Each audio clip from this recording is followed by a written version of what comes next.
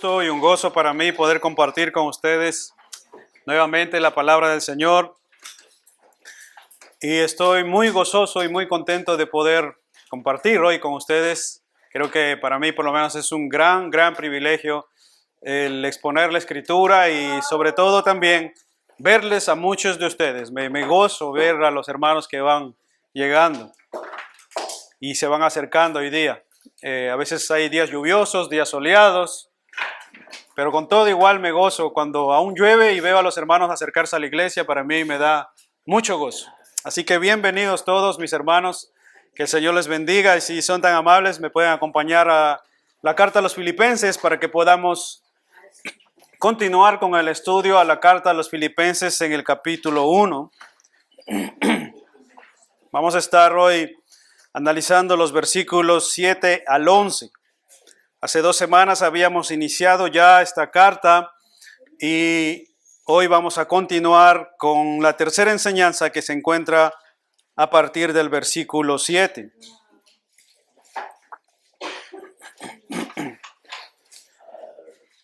Dice así Filipenses capítulo 1, versículo 7.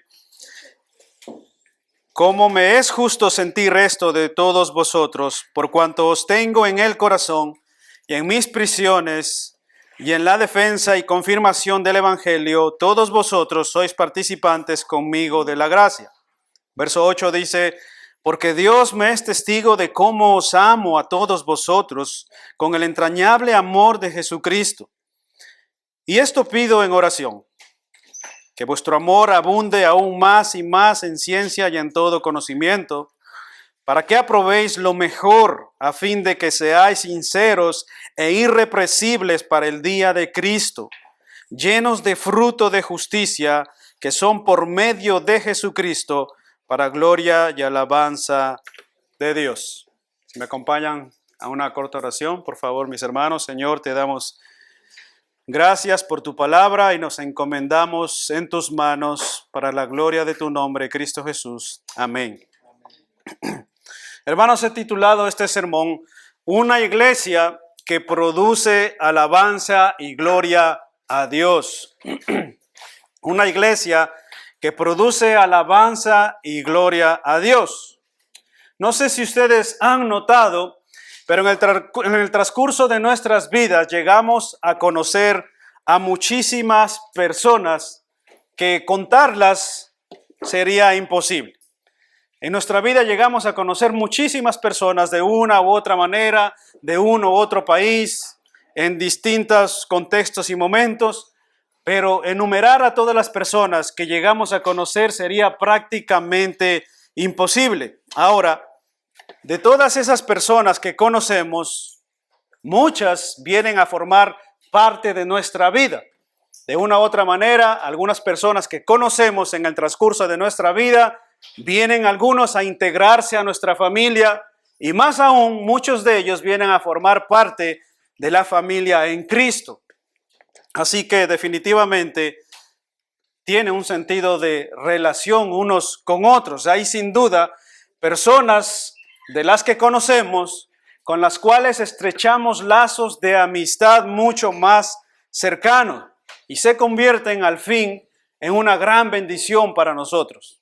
Personas que conocemos que llegan a convertirse en una gran bendición para nosotros, como así también personas que llegamos a conocer en nuestra vida que no son de tanta bendición, pero ahí están, ahí los conocemos, ¿verdad? Hay de todo tipo de personas. Ahora, podríamos decir, hermanos, que en ese sentido, nosotros de todas las personas que llegamos a conocer en algún momento de nuestras vidas, comenzamos a seleccionar. Y comenzamos a hacer exclusiones de algunos. Comenzamos a relacionarnos con los que tenemos mejor afinidad, con los que compartimos ciertas cosas. Somos de una u otra manera exclusivos, ¿verdad?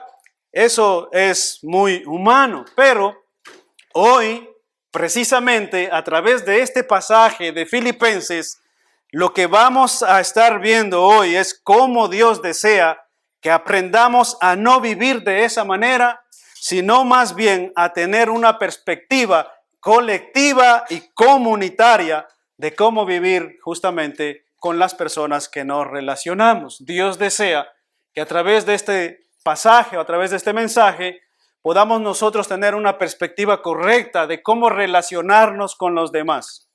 Una perspectiva correcta de cómo vivir en comunidad, en una comunidad cristiana. Así que te animo, hermano, a ver conmigo este pasaje, tomando en cuenta el deseo profundo de las expresiones que Pablo utiliza aquí, de que los filipenses vivan en comunidad y creciendo en el Señor. Eso es lo que vemos en este pasaje y te invito a ver conmigo entonces este pequeño párrafo. Y he dividido este pasaje en 3 puntos sencillos. Como decía el pastor Nina, nosotros tenemos el hábito de repartir un texto en 3 puntos y yo pues no voy a hacer la sección hoy día.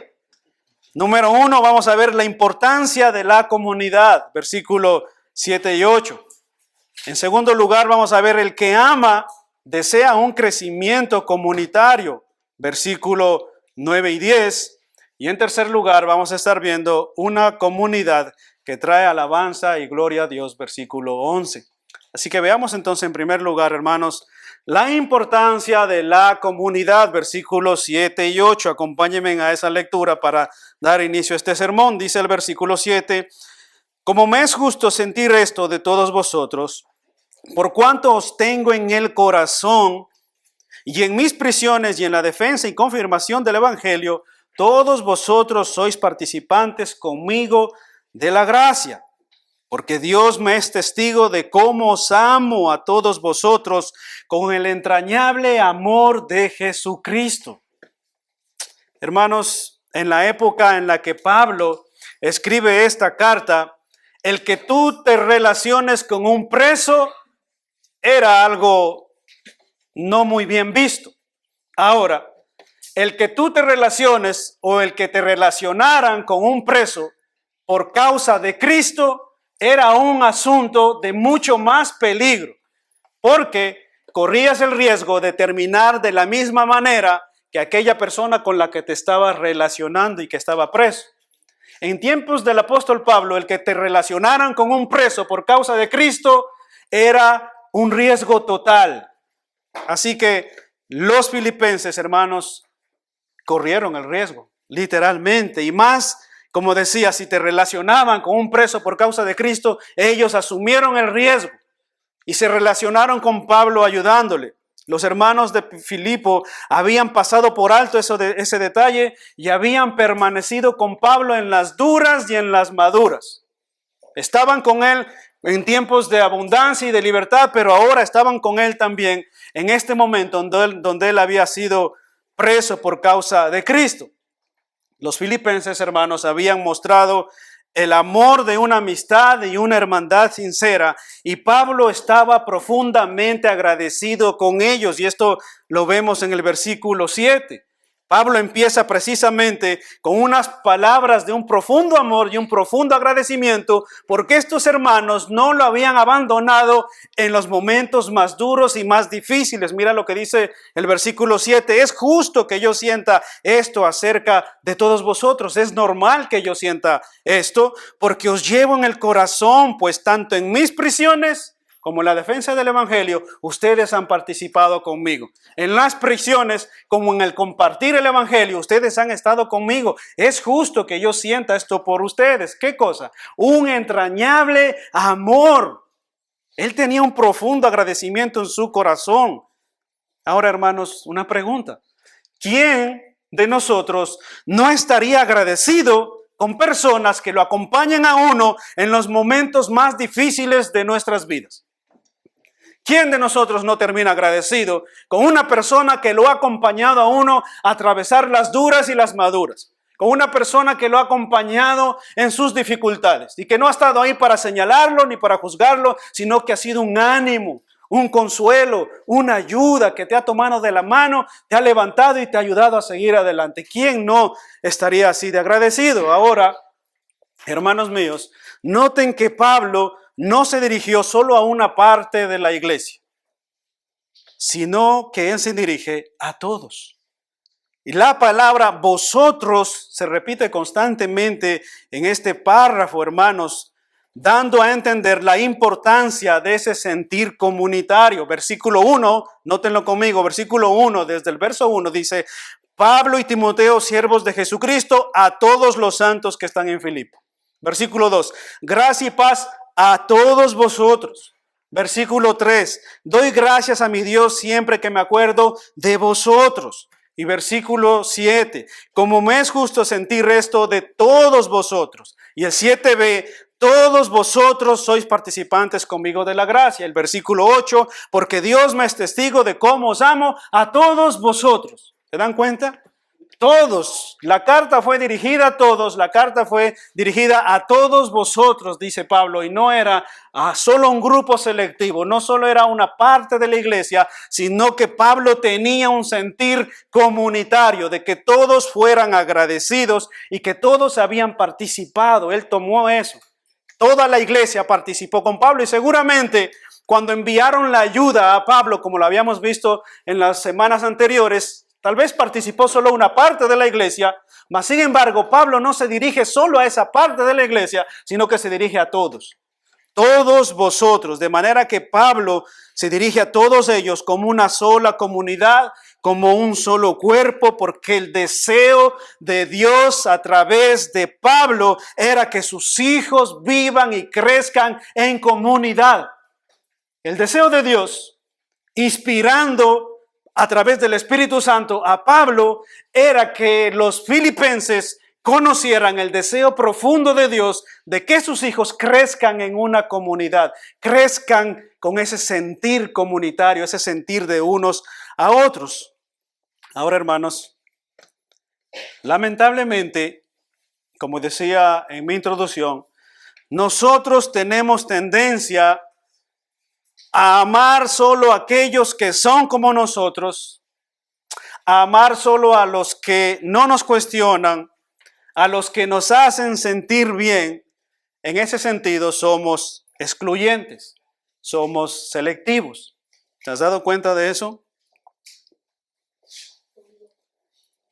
Nosotros, naturalmente, somos excluyentes, somos selectivos. Nos sentimos bien con aquellos que nos hacen sentir bien. Nos sentimos bien con aquellos que tenemos cierta afinidad, como decía en el principio. Ahora, escucha lo que Pablo les dice a los corintios en 2 de Corintios capítulo 7, versículo 3. Pero antes de leer ese pasaje, te animo a recordar quiénes eran los corintios. Ustedes recuerdan que es una iglesia bastante conflictiva. Ahí había pecado fuerte, había divisiones entre ellos. Ellos no se esperaban para participar de la cena del Señor como nosotros lo hacemos aquí. Muchos de ellos terminaban emborrachándose o comiendo solos. Y lo más peor aún es que ellos tenían una fuerte división entre ellos mismos. Unos decían, yo soy de Apolos. Otros decían, yo soy de Cefas. Y otros decían, yo soy de Pablo. Y los más espirituales decían, yo soy de Cristo. Ni de Apolos, ni de Cefas, ni de Pablo. Yo soy de Cristo. Esos eran los más espirituales. Esa era la iglesia de Corinto. Y estoy seguro, muy seguro, que tal vez no era una iglesia en la que a ti te gustaría permanecer o pertenecer. Y menos pastorear. Pero ahí había esas diferencias. Ahora, hermanos, como tú te das cuenta, Pablo no le escribe solo a los de su grupo. Cuando escribe la carta a los corintios, Pablo no dice, esto va dirigida solo a los de mi grupo, a los que están con Pablo, no a los de Cefas, ni de Apolos, ni a los de Cristo, solo a los de Pablo. Él no escribe de esa manera, sino que en el capítulo 7 de 2 de Corintios, versículo 3 dice, ya les dije antes que ustedes están en nuestro corazón y que vivamos o muramos juntos, estamos con ustedes. Pablo estaba diciéndoles a los corintios, los llevamos en nuestro corazón, sea que vivamos o muramos, ustedes están en nuestro corazón. A los corintios les dice eso. Y a los filipenses les dice, os amo en el Señor. Y esto, hermanos, no es solo a un grupo selecto o a unos cuantos. El deseo de Dios por medio de Pablo en esta carta es que sus hijos tengan un sentido de amor y compañerismo y de crecimiento comunitario. ¿Te das cuenta? Ese es el deseo de Dios. Ahora, te hago una pregunta que puedes responderla ahí donde estás sentado. ¿Sientes tú ese amor entrañable por tus hermanos? El mismo que expresa Pablo aquí. ¿Sientes tú ese amor entrañable por tus hermanos? ¿Te hacen falta cuando estás lejos? ¿O cuando viajamos? Como era el caso de Pablo, ¿los llevamos en nuestro corazón? ¿Sentimos eso por nuestros hermanos en Cristo, por nuestra comunidad de hermanos, por nuestra iglesia local? ¿Sentimos eso cuando estamos lejos o cuando viajamos o cuando vamos a viajar? Dicen, por fin me voy de este lugar, me quiero ir de vacaciones y no quiero ver más a estos hermanos hasta el mes que viene. Ay, qué bueno, ya me llegan las vacaciones. Ya no los voy a ver, no los voy a soportar más. ¿Cómo es nuestro sentir? Dice el verso 3 de Filipenses 1, dice, doy gracias a mi Dios siempre que me acuerdo de vosotros. Nosotros damos gracias a Dios siempre que nos acordamos de nuestros hermanos, de nuestra comunidad, de nuestra iglesia. Y el verso 4 es más fuerte aún, dice, orando siempre con gozo en cada una de mis oraciones por todos vosotros. Orando con gozo. Siempre que me acuerdo de ustedes, yo oro, dice Pablo. Y yo me recuerdo de todos ustedes con un gozo profundo y estoy muy agradecido con Dios por todos ustedes. ¿Es eso lo que nosotros sentimos por nuestros hermanos? Ahora, hermano, piensa que tal vez sentimos esas cosas con los hermanos que somos afines, con los que nos relacionamos bien y estamos en paz, pero ahora piensa en los hermanos que son difíciles para ti, en los que has tenido alguna diferencia con ellos. ¿Serías capaz tú de expresar las mismas palabras que Pablo? De decir, yo me acuerdo siempre de vosotros y me acuerdo para que el Señor haga justicia en ti.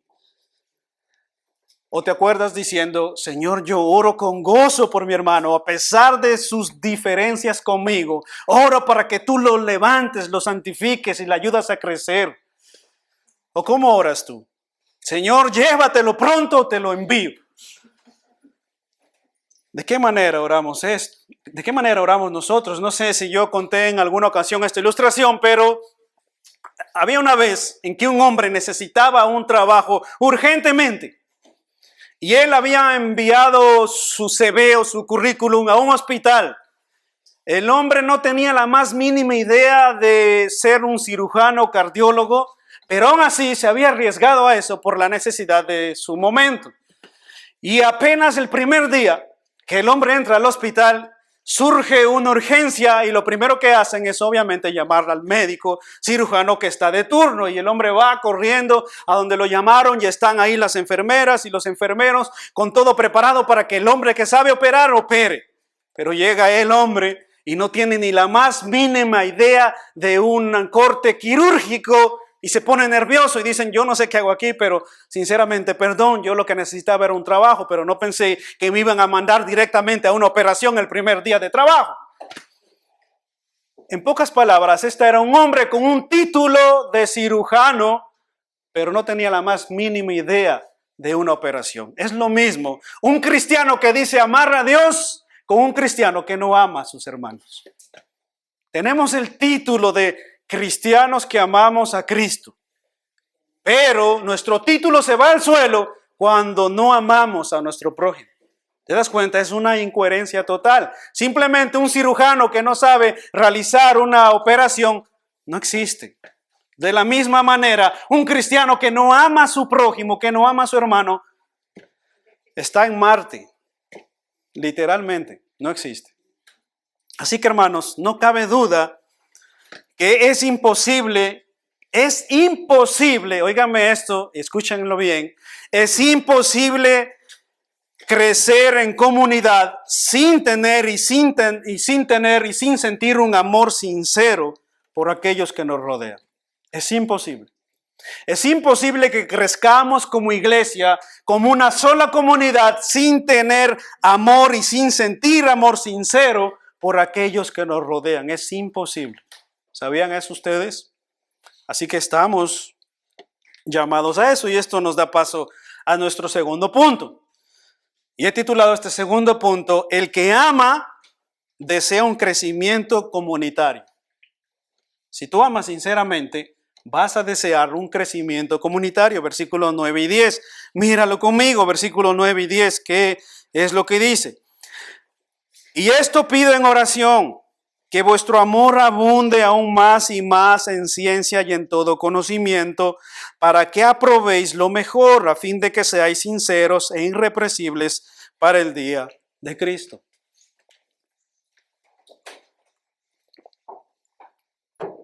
Hermanos, el que ama desea un crecimiento comunitario. ¿Lo ves en las palabras de Pablo? Y es precisamente lo que hacía Pablo. Él pensaba en sus hermanos y los recordaba en sus oraciones constantemente con gozo, como le decía antes. Pero ahora escucha lo que él pide para el crecimiento de ellos. Escucha lo que Pablo desde la prisión pedía para el crecimiento de ellos. Número 1, versículo 9. Número 1, le pido a Dios que el amor de ustedes desborde cada vez más y más. ¿Te das cuenta? En segundo lugar dice que sigan creciendo en un conocimiento y entendimiento de Dios. ¿Te das cuenta lo que Pablo pide para sus hermanos?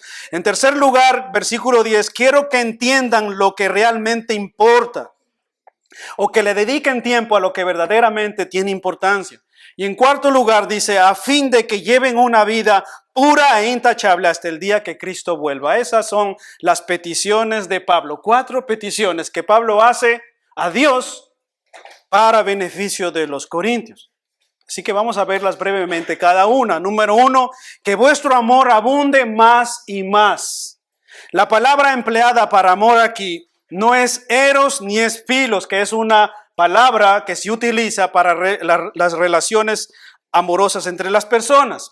La palabra que se utiliza aquí es el amor ágape y significa el amor de Dios en vosotros. O sea, en otras palabras, aquel en quien mora el amor de Dios ama a aquellos a quienes Dios ama. Aquel en el que mora el amor de Dios ama a aquellos a quienes Dios ama. El que está a tu lado es alguien que Dios ama. En ese sentido, hermanos, la prosperidad espiritual de una iglesia no se debería medir por lo que una iglesia tiene, sino más bien por cómo se aman unos a otros. La prosperidad de una iglesia nunca debe medirse por la cantidad de gente, por el edificio que tienen, ni por lo que poseen, sino que la espiritualidad y la sanidad o lo santo de una iglesia es que se pueda medir por cómo ellos se aman unos a otros. ¿Te das cuenta? Esa debe ser nuestra mayor riqueza. Nuestra mayor riqueza no debe estar en un local, no debe estar en los bienes ni en las cosas materiales, ni en que aquí se llena o no se llena de gente. Nuestra mayor riqueza debe ser y estar en cómo nos amamos unos a otros. Esa es la verdadera riqueza de una iglesia. El resto son piedras y es un templo, no sirve para nada y aquí se va a quedar. ¿Se dan cuenta? Ahora, hermanos, la palabra ciencia también se refiere a que no solo sepan en teoría, sino que obren de manera práctica conforme a ese conocimiento que van adquiriendo. La oración de Pablo no es solamente, perdón, me estoy saltando al segundo punto. Sí, estoy en la primera, vamos al segundo. La siguiente petición de Pablo es un conocimiento más profundo de Dios. Un conocimiento más profundo de Dios, esa es la segunda petición. Al cristiano, hermano, se le debe notar un crecimiento constante. ¿Sabían eso?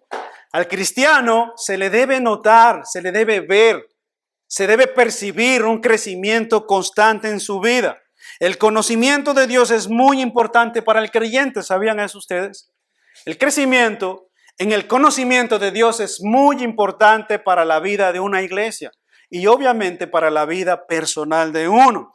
Ahora, la palabra conocimiento o ciencia que Pablo utiliza aquí también se refiere a que no solo haya un conocimiento teórico, sino que haya un conocimiento práctico, algo puesto a prueba, algo puesto por obra. ¿Se dan cuenta? Ese era el deseo de Pablo para los filipenses, que no solo haya un conocimiento más elevado de Dios, sino que también haya una práctica de ese conocimiento que estaban adquiriendo. En ese sentido, mientras más conocemos al Señor, obviamente nuestras obras deben dar testimonio de ese mayor conocimiento que vamos adquiriendo. Eso es en pocas palabras, y eso va de la mano a la siguiente petición que él hace y que se encuentra en el versículo 10. Léanlo conmigo, dice, para que aprobéis lo mejor. Otra versión de ese mismo texto dice, quiero que entiendan lo que realmente importa a fin de que lleven una vida pura e intachable hasta el día en que Cristo vuelva.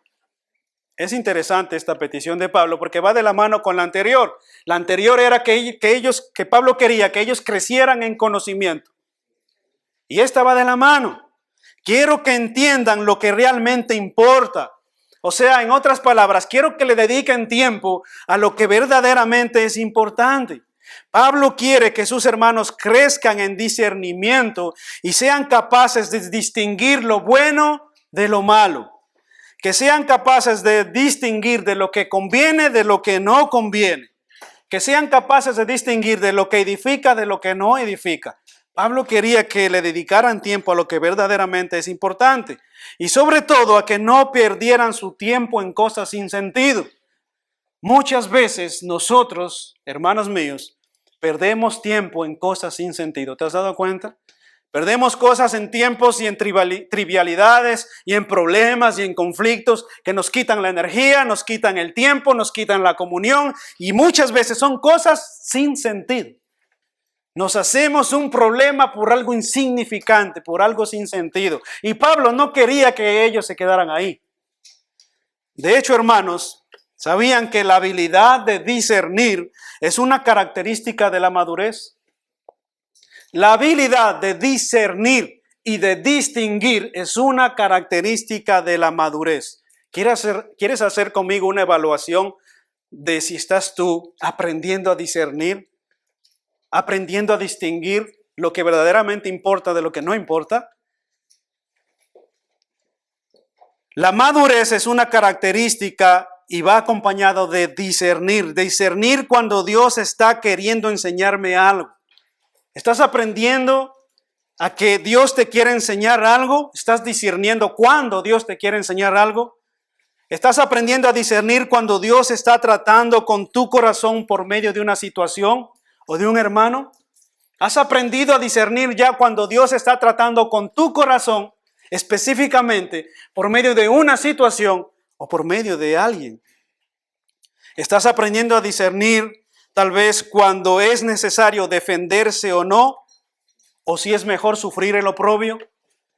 ¿Estás aprendiendo a discernir si es necesario defenderse o no, o es mejor sufrir el oprobio? Pablo a los corintios les dice, muchos de ustedes están llevando a sus hermanos a los tribunales. Y Pablo les dice, ¿acaso no es mejor que sufran el oprobio? ¿Te das cuenta? Pablo les está diciendo, muchos de ustedes se defienden. Y Pablo les dice, ¿acaso no es mejor que sufran el oprobio?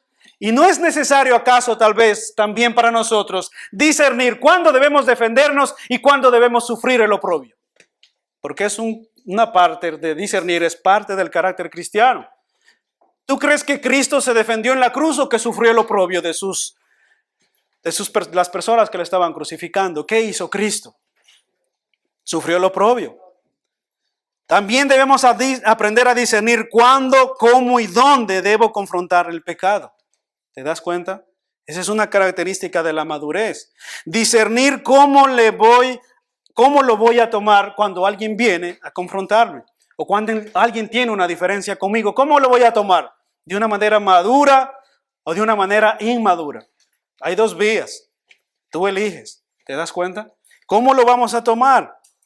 Hermanos, cuando un bebé aprende o está aprendiendo a hablar, cuando ve un animal de 4 patas, dice guau guau. No sé si a ustedes les ha pasado. Yo he cargado muchas veces a un bebé y cuando ha pasado un animal de 4 patas, él dice guau guau. Y todo lo que ve de 4 patas, él va a decir guau guau. Pero conforme pasa el tiempo y ese niño o ese bebé va creciendo, se va a dar cuenta que hay animales de 4 patas que no son todos un guau. Se va a dar cuenta que hay vacas, hay burros, hay caballos, hay todo tipo de animales. Aunque el bebé que ha crecido también se va a dar cuenta que hay animales que no son de 4 patas, sino de 2. ¿Sabían eso ustedes? No sé por qué se ríen, pero hay animales de 2 patas. ¿Cuáles son esos? Los canguros. Los canguros son animales de 2 patas y el bebé que ha crecido se va a dar cuenta de eso.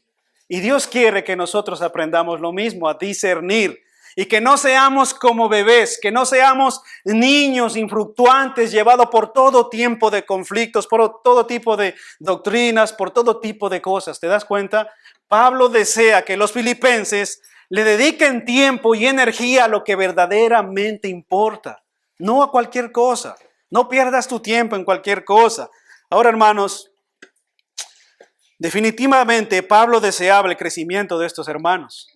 Ese era su deseo. ¿Y qué demostración de amor más sincera y práctica puede haber? ¿Qué demostración más sincera y práctica de un amor genuino hacia sus hermanos, de aquellos que oran por nosotros? ¿Qué demostración más grande puede haber de parte de un hermano que tú sabes que ora por ti, que tú sabes que él ora por tu crecimiento espiritual? ¿Puede haber alguna demostración más grande de eso, del verdadero amor? No cabe duda de que hermanos y amigos así hay que atesorarlos. No cabe duda, hermanos, de que hermanos y amigos que se preocupan por tu crecimiento espiritual, es bueno atesorarlos. ¿Sabes eso? Así que si tú te rodeas o si tú tienes amigos y hermanos que se preocupan por tu crecimiento espiritual, atesóralos, valóralos. De verdad es muy importante. Ahora, hermanos, ¿cómo pasamos a la madurez de esto? ¿Cómo pasamos a la madurez? Cuando tú no solamente te rodeas de hermanos y amigos que se preocupan por tu crecimiento espiritual, sino cuando tú eres la persona que ayuda a otros a crecer en su crecimiento espiritual. Entonces estamos madurando. ¿Te das cuenta? Entonces estamos madurando. Porque tú en un principio eres un bebé dependiente. Dependiente de que otros te estimulen a las buenas obras, dependiente de que otros te enseñen a madurar y a crecer en la fe, dependiente de que otros te estimulen a ser un buen cristiano, un buen hermano, pero llega el día en que tú has crecido y has madurado y ya no esperas que otros te enseñen, sino que ahora tú estás influenciando a otros a crecer en buenas obras. ¿Te das cuenta? Así que pregúntate, ¿cuál es tu situación? ¿Cuál es tu estado? ¿Estás todavía siendo un bebé dependiente de que te ayuden a seguir adelante? ¿O ya estás madurando y creciendo y siendo tú esa persona que influencia a otros para crecer más en el conocimiento del Señor? Hebreos 10:24 dice: preocupémonos los unos por los otros a fin de estimularnos al amor y a las buenas obras. Esto es un crecimiento comunitario y es una importancia comunitaria. Romanos 15:2 dice: cada uno debe agradar al prójimo para su bien, con el fin de edificarlo. ¿Te das cuenta? Cada uno debe agradar al prójimo para su bien, con el fin de edificarlo. Y Primera de Tesalonicenses 5:11 dice: por tanto, alentaos los unos a los otros y edificaos el uno al otro, tal como lo estáis haciendo. Así que si estáis alentándose unos a otros y se están animando unos a otros, continuad haciendo eso, porque eso es agradable y bueno delante de Dios. Eso es lo que Dios quiere. Ahora, hermanos, si nosotros vemos un crecimiento así dentro de la iglesia, ¿qué podría producir una comunidad de cristianos que viven de esa manera? ¿Qué podría producir una comunidad de cristianos que viven creciendo en amor, creciendo en el conocimiento y la práctica de Dios, que viven creciendo en discernir sabiamente? ¿Qué ustedes creen que produciría una comunidad de cristianos así? ¿Qué produciría? Pues eso nos lleva de la mano a nuestro tercer punto. Una comunidad que trae gloria y alabanza a Dios. Eso es lo que debe producir una iglesia así. Una comunidad que trae gloria y alabanza a Dios. Versículo 11 dice lo siguiente, dice: llenos de frutos de justicia que son por medio de Jesucristo para la gloria y alabanza de Dios. Hermanos míos, Pablo quería que sus hermanos llegaran a ser fructíferos, llenos del Espíritu Santo, como dice el versículo 11. No estaba interesado simplemente en las actividades de la iglesia, sino en la clase de fruto espiritual que se produce cuando estamos en comunión con Dios. ¿Sabes eso? Nuestra preocupación no debe estar tanto en las actividades que tenemos, ni en las visitas que tenemos, ni en las cosas que realizamos en la iglesia, sino que nuestra principal preocupación debe ser o debe estar en qué tipo de fruto nosotros estamos llevando para Dios. ¿Qué tipo de fruto tú estás llevando? Juan 15:5 dice, yo soy la vid y vosotros los pámpanos. El que permanece en mí y yo en él, éste lleva mucho fruto. Pero separados de mí, nada podéis hacer. Yo soy la vid y vosotros los pámpanos. El que permanece en mí y yo en él, éste lleva mucho fruto. Porque separados de mí, nada podéis hacer. Y podías preguntarte, ¿qué tipo de fruto estoy llevando yo? ¿Estoy separado de Dios? ¿Estoy separado de Cristo tal vez? ¿Y no estoy llevando ningún fruto? Hermanos, como el pámpano no puede llevar fruto por sí mismo si no permanece en la vid, así tampoco nosotros. Si nosotros no estamos produciendo ningún fruto en nuestra vida, es muy posible que no tengamos esa relación con Cristo, que no tengamos esa relación con Dios y que esa conexión entre la vid y el pámpano simplemente no exista. No hay fruto. ¿Por qué no hay fruto? Porque es el resultado de nuestra comunión con Dios. Cuando nosotros tenemos comunión con Dios y comunión con su Hijo Jesucristo, entonces nuestra vida produce fruto al 100%. Si no, terminaremos estériles como el pámpano que cae de la vid y solo sirve para ser quemado, dijo el Señor. La diferencia entre el fruto espiritual y la vida de actividad religiosa humana es que el fruto espiritual trae gloria a Cristo y la actividad religiosa humana trae tendencia al orgullo y por eso esperamos reconocimiento. ¿Saben eso? El fruto espiritual, cuando tenemos comunión con Dios, trae gloria a Cristo. Pero cuando es solamente una actividad que tú realizas humana, lo único que esperas es reconocimiento. No trae gloria a Dios. Por eso Pablo no se refería a frutos de activismo. El venir a la iglesia no te asegura que tú eres cristiano. El venir años a una iglesia no asegura nada que tú eres cristiano, hermano, hermana que estás aquí, o amigos que nos visitan. El que tú vengas a una iglesia no asegura que tú eres cristiano. Es como alguien dijo en una ocasión. Es lo mismo que si tú te metes a un estacionamiento, a una cochera, a un parking, no esperes que te vas a convertir en auto. De la misma manera, el que tú vengas a una iglesia durante años, no esperes que te vas a convertir en cristiano solo por venir a una iglesia. No, tú necesitas esa relación con Cristo. Tú necesitas relacionarte con Dios para dar fruto y para convertirte entonces en cristiano. En otras palabras, hermanos, ¿cuál clase de fruto es que Dios quiere ver en nuestras vidas? ¿Te has preguntado qué clase de fruto Dios quiere ver en nuestras vidas? ¿Frutos de activismo religioso? No, efectivamente que no. Gálatas 5:22 nos hablan de los verdaderos frutos que Dios espera de nosotros. Y no tienen nada que ver con un activismo religioso. No tienen nada que ver con una actividad, con una conferencia, con que tú seas pastor, predicador o cualquier hermano. No tienen nada que ver con lo que tú haces para Dios, sino que tienen que ver en lo que Dios produce en tu corazón. Gálatas 5:22 dice, mas el fruto del Espíritu es amor, gozo, paz, paciencia, benignidad, bondad, fe, mansedumbre, templanza. Contra tales cosas no hay ley. ¿Te das cuenta?